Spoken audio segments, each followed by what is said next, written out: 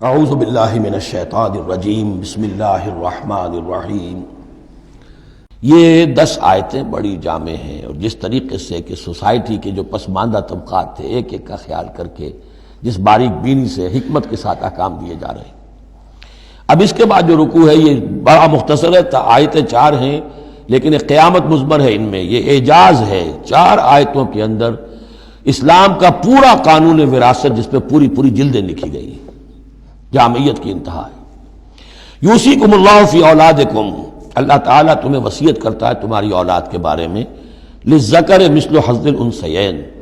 لڑکے کے لیے حصہ ہے 2 لڑکیوں کے برابر۔ فإن کن نساء فوق اثنتین فلہن ثلث ما ترک، اور اگر صرف بیٹیاں ہی بیٹیاں ہوں اور 2 یا 2 سے زائد ہوں تو ان کو 2/3 میں حصہ ملے گا۔ وإن کانت واحدۃ فلہا النصف، اور اگر ایک ہی بیٹی ہے تو اسے آدھا ملے گا۔ ظاہر بات ہے بیٹا ایک ہی وارث ہوگا تو پورے کا وارث ہو جائے گا، تو جب بیٹی کا حصہ بیٹے سے آدھا ہے تو اگر ایک ہی بیٹی ہے تو اسے آدھی وراثت ملے گی، آدھی پھر اور لوگوں کو جائے گی، وہ ایک الگ حصہ ہے، معاملہ ہے۔ وَلِأَبَوَيْهِ لِكُلِّ وَاحِدٍ مِّنْهُمَا السُّدُسُ مِمَّا تَرَكَ إِن كَانَ لَهُ وَلَدٌ۔ اب یہ وراثت میں ایک تو ہے نیچے وراثت بیٹا بیٹی، اور ایک ہے اوپر والد والدین، جب اب وہ بھی زندہ ہیں، فوت ہوا ہے کوئی شخص، اس کے والدین یا والد یا والدہ دونوں میں سے کوئی ایک زندہ ہے، ان کا بھی حصہ ہے۔ وَلِأَبْوَيْهِ لِكُلِّ وَاحِدٍ مِّنْهُمَا، اس کے والدین کے لیے ہر ایک کے لیے ان میں سے چھٹا حصہ ہے اس کے ترکے میں سے، مما ترک ان کان لہو ولد، اگر اس کے اولاد ہے۔ ایک شخص لاولد مر گیا ہے تو اور بات ہوگی، اولاد ہے تو چھٹا یعنی 1/3 حصہ والدین کو چلا گیا، 2/3 جو ہے اولاد میں تقسیم ہوگا۔ فَإِن لَّمْ يَكُن لَّهُ وَلَدٌ، اور اگر اس کی اولاد ہے ہی نہیں، لاولد فوت ہو رہا ہے، وَوَرِثَهُ أَبَوَاهُ، اور اس کے وارث اس کے والدین ہی ہیں، فَلِأُمِّهِ الثُّلُثُ، تو ماں کو 1/3 اور باپ کو 2/3، وہی وہ مرد کا باپ ماں سے عورت سے دگنا ہو جائے گا۔ فَإِن كَانَ لَهُ إِخْوَةٌ، اور اگر اس کے بہن بھائی ہو، فَلِأُمِّهِ السُّدُسُ مِن بَعْدِ وَصِيَّةٍ يُوصِي بِهَا أَوْ دَيْنٍ، تو پھر ماں کا حصہ جو ہے وہ پھر اور کم ہو جائے گا، چھٹا حصہ رہ جائے گا سلس کی بجائے، تاکہ باپ کی طرف سے تو پھر بھائیوں کو وراثت جا سکے گی اس کے، لیکن ساتھ فرما دیا من بعد وصیت یوصی بہا او دین، وراثت کی تقسیم سے پہلے 2 کام کر لینے ہوں گے کہ اگر کوئی وصیت کی ہے اس وصیت کو پورا کیا جائے، اگر کوئی دین ہے جو فوت ہوا ہے اس پر کوئی قرض ہے وہ ادا کیا جائے، پھر جو ہے وراثت ادا ہوگی۔ من بعد وصیت یوصی بہا او دین، آباؤکم وابناؤکم لا تدرون ایہم اقرب لکم نفعا، تمہارے باپ یا تمہارے بیٹے تم نہیں جانتے کہ ان میں سے کون تمہارے لیے زیادہ نافع ہے، زیادہ قریب ہے نفع کے اعتبار سے۔ فریضۃ من اللہ، یہ تم اپنی عقلوں کو چھوڑو، اللہ کی طرف سے یہ فرض ہے، فریضۃ من اللہ،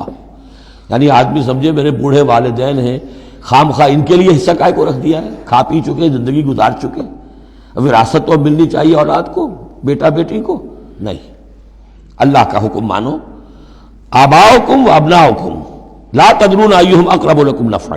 فریضۃ من اللہ ان اللہ کان علیما حکیما، یقیناً اللہ تعالی علیم اور حکیم ہے، اس کا کوئی حکم علم اور حکمت سے خالی نہیں۔ وَلَكُمْ نِصْفُ مَا تَرَكَ أَزْوَاجُكُمْ إِن لَّمْ يَكُن لَّهُنَّ وَلَدٌ، اور تمہارا حصہ تمہاری بیویوں کے ترکے میں سے آدھا ہے اگر ان کے کوئی اولاد نہ ہو، بیوی فوت ہو رہی ہے اور اس کے کوئی اولاد نہیں ہے تو جو کچھ چھوڑ رہی ہے اس میں سے نصف جو ہے شوہر کا ہو جائے گا، باقی نصف جو ہے وہ بیوی کے بھائیوں وغیرہ کو جائے گا، لیکن شوہر کا نصف ہو گیا۔ فَإِن كَانَ لَهُنَّ وَلَدٌ، اور اگر اس کی اولاد ہے، فَلَكُمُ الرُّبُعُ مِمَّا تَرَكْنَا، پھر تمہارے لیے 1/4 حصہ ہوگا اس میں یہ جو اس نے چھوڑا ہے، باقی 3/4 اس کی اولاد میں تقسیم ہو جائے گا۔ من بعد وصیت یوصین بہا او دین، اور یہ بھی ہوگا وصیت کی ایگزیکیوشن کے بعد، اور اگر کوئی قرض ہے تو اس کی ادائیگی کے بعد۔ وَلَهُنَّ الرُّبُعُ مِمَّا تَرَكْتُمْ، اور جو کچھ تم چھوڑو، مرد شوہر فوت ہو گیا ہے تو اس کی وراثت میں سے بیویوں کا حصہ ہے 1/4، ان لم یکن لکم ولد، اگر تمہارے کو اولاد نہیں ہے۔ فَإِن كَانَ لَكُمْ وَلَدٌ، اور اگر تمہارے اولاد ہے، فَلَهُنَّ الثُّمُنُ مِمَّا تَرَكْتُمْ مِن بَعْدِ وَصِيَّةٍ تُوصُونَ بِهَا أَوْ دَيْنٍ، تو پھر ان کے لیے 8واں حصہ ہے۔ اگر تمہارے لیے اولاد ہے تو تمہاری بیوی کے لیے پھر 8واں حصہ ہے تمہارے ترکے میں سے، من بعد وصیت توصون بہا او دین، اس وصیت کو تکمیل کے بعد جو تم نے کی ہو یا قرض جو تمہارے ذمے ہو ادا کرنے کے بعد۔ وَإِنْ كَانَ رَجُلٌ يُورَثُ کلالہ، اور اگر کوئی شخص جس کی وراثت جو ہے تقسیم ہو رہی ہے کلالہ تھا، او امراتن، یا کوئی عورت بھی کلالہ ہو سکتی ہے۔ یہ کلالہ کون ہوتی ہے؟ جس کے نہ تو والدین ہو نہ اولاد ہو، میت ہے، فوت شدہ مرد ہے یا عورت ہے، تو جو نہ تو ہے اوپر والدین میں سے کوئی اور نہ کوئی اولاد میں سے، وہ اس کو کلالہ کہتے ہیں۔ بہن بھائی ہیں،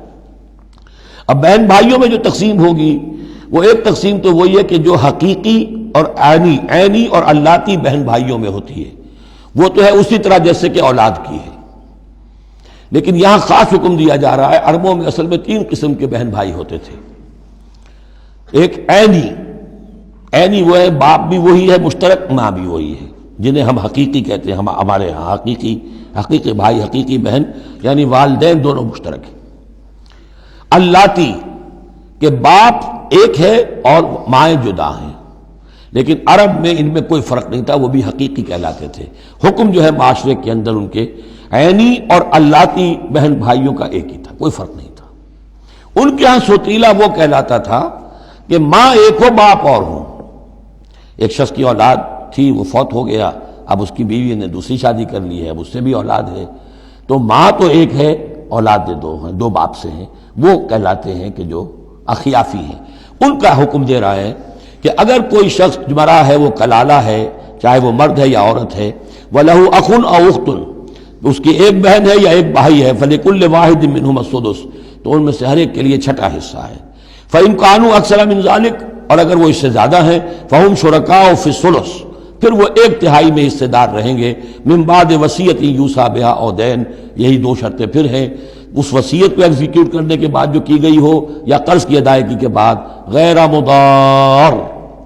اور یہ سارا کام ایسے ہونا چاہیے کہ کسی کو ضرر پہنچانے کی نیت نہ ہو۔ وصیۃ من اللہ، یہ اللہ کی طرف سے تاکید ہے۔ واللہ علیم حلیم، اللہ تعالیٰ سب کچھ جاننے والا، کمال حلم والا ہے۔ اس کے حلم پر دھوکہ نہ کھاؤ کہ وہ تمہیں پکڑ نہیں رہا ہے، اس کی پکڑ جب آئے گی تو ان بطش ربک لشدید، پھر اس کی پکڑ بڑی سخت ہوگی۔ تلک حدود اللہ، یہ اللہ کے حدود ہیں۔ ومن یطع اللہ ورسولہ یدخلہ جنات تجری من تحتہا الانہار، جو اللہ اور اس کے رسول کی اطاعت کرے گا وہ داخل کرے گا انہیں ان باغات میں جن کے دامن میں ندیاں بہتی ہوں گی، خالدین فیہا، جس میں وہ ہمیشہ ہمیشہ رہیں گے، وذالک الفوز العظیم، اور یقیناً یہ بہت بڑی کامیابی ہے۔ ومن یعص اللہ ورسولہ ویتعدی حدودہ، اور جو کوئی نافرمانی کرے اللہ اور اس کے رسول کی اور تجاوز کرے اس کی حدود سے، یدخلہ نارا خالدا فیہا، اس کو وہ داخل کرے گا آگ میں جس میں وہ ہمیشہ ہمیشہ رہیں گے، وَلَهُ عذاب مہین، اور ان کے لیے عذاب مہین ہوگا، اہانت آمیز عذاب۔ صدق اللہ العظیم۔